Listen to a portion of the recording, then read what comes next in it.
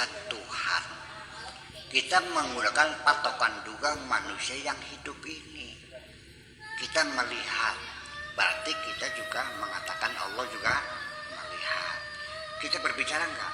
Berbicara. Allah juga berbicara. Kita mendengar enggak? Ya pasti Allah juga mendengar juga dong. Namanya sesuatu yang hidup itu ya bisa melihat, bisa bicara, terutama punya kehendak. Nah, tetapi di mana letak kehendak kita? Apakah kita punya kehendak yang lepas dengan kehendak Allah yang bisa berbenturan? Kalau kehendak kita tidak sama dengan kehendak Allah, mana yang menang?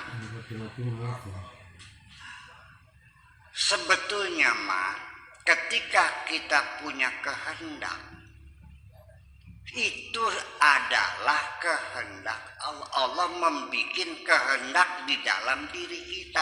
Wa ma tasyauna illa ayyasha Allah. Ketika engkau berkehendak, itu hakikatnya itu kehendak Allah.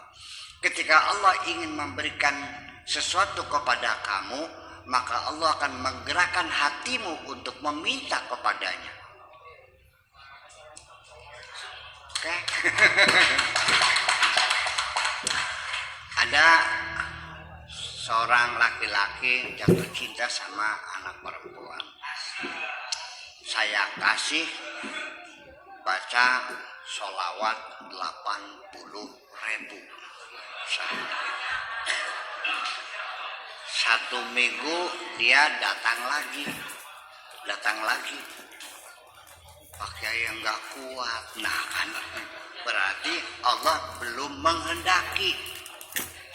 Kaliannya nggak bisa, bokongnya gatal. Tetapi kalau Allah menghendaki, pasti dia punya semangat yang tinggi untuk meminta dan Allah kabulkan. Ya, saya cerita ulang lagi. Ada ini sebaliknya perempuan, umurnya sudah 29 tahun,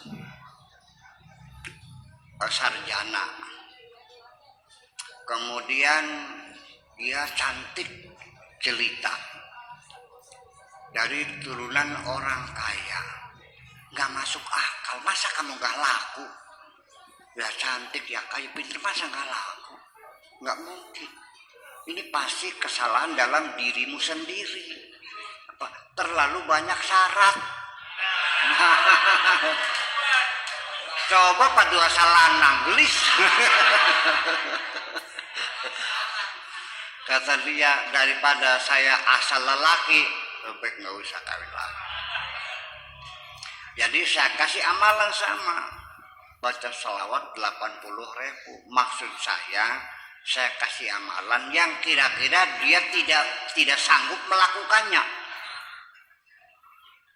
Kira-kira nggak sanggup melakukan. Supaya dia menyerah, akhirnya saya yang nyariin nanti. Rupanya dia saking yakinnya dari Buya Sakor gitu, dikerjain sampai sambil puasa. 80.000 itu kan bisa sampai 14 jam lebih. Ya kan? Hanya untuk tidur aja. Tidur juga kurang. Rupanya pada hari terakhir ke 30 sekian hari, rupanya untuk menahan ngantuk, dia dikiranya sengaja sambil berjalan supaya jangan tidur kan gitu. Jalan gitu, rupanya lengah ketabrak mobil. Ibunya datang kepada saya, Buya, itu jampe dari pakai itu jampe jodoh apa jampe tabrakan? Ya jampe jodoh lah, masa tabrakan? Ditabrak. Ya Allah. Kan mana di rumah sakit? Nih, saya bilang alhamdulillah dikabul. Ditabrak dikabul. Yang nabrak itu seorang dokter, masih bujangan. Dokternya baik sekali. Dia juga sama lagi mencari istri yang paling ideal, mencari zaujah salihah. Jadi dia merasa berdosa, the feeling of guilty, rasa berdosa, tanggung jawab ke rumah sakit, diobatin, ditungguin sampai disuapin. Oke, sampai sembuh. Biaya dokter dibayar. Terakhir, Neng, sekarang kamu sakit kan ditabrak ya. Saya akan kasih ganti, sok minta berapa. Bayangkan, ini ketentuan Allah. Saya tidak minta apapun. Ini dia yang kucari.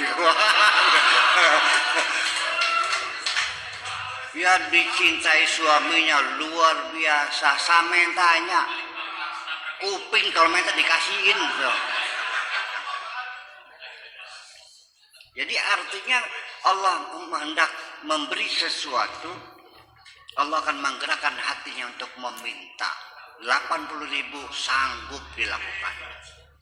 Nah itulah makanya, jadi nanti ketika kita ini punya keinginan dan tidak terkabul, dan itu yang hakikat, bahwa keinginan kita tidak pernah ada kepastian terjadi. Yang pasti terjadi adalah keinginan Allah. Anta turid wa ana urid wallahu fa'alul lima yurid. Sira karep kita karep, Gusti Allah sekarep dewek. Ya, yang terjadi adalah kehendak Allah. Jadi itu hanya dugaan kita, cita-cita saya, keinginan saya terbukti. Padahal mah yang terbukti keinginan Allah. Perangsaknya saja itu. Jadi gini, sementara ini kita punya perangsa, punya perasaan, saya haus,